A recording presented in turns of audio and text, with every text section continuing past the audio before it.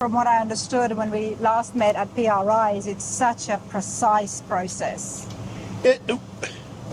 I guess it's not very glamorous, so we make it the very best that we can, sort of thing. But precision is very important, isn't it? Yeah. Because if you get too extended, if the drive shaft or the slip yoke, it gets too far out of the tube or out of the transmission, it'll want to wobble and run eccentric, causing a vibration, ultimately causing some leakage at the tail shaft of the transmission. It'll want to wobble and run eccentric, causing a vibration, ultimately causing some leakage at the tail shaft of the transmission.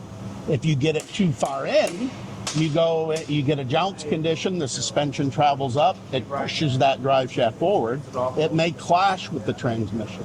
So we always want to make sure that we account for suspension movement, we give the proper space that it can't bottom out, and then we keep it in as tight as we can so that it stays as smooth as possible. If you're having those kind of problems when you're driving, then most likely something's up with your drive shaft, so you better give Steve a call.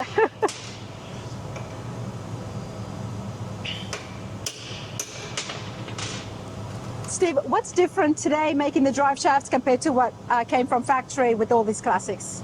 So it's kind of I always equate it to race engine versus production engine. The production engines are very good. Yeah. But when you're looking to make big power, control or harness big power, you need that tight, hand fit, very closely toleranced assemblies to help achieve that. Especially that's why I guess one of your most big customers is the NASCAR racers and the drivers constantly changing gears. And they spin them very fast, 8,000-9,000 RPM at most tracks.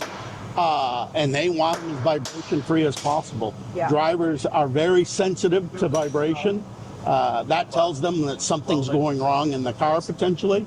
So if we can make it as smooth as possible to start, it gives them a better feel for what the car is. At one point, they were so sensitive. One of the major NASCAR teams, we were balancing wheel hub assemblies, the entire assembly, and they were using that for qualifying at Daytona and at the super speedways. Wow. Because if we could make each wheel run a little bit smoother, it gave them a better sense on the track. Of what's going on with the car when they're racing, of course.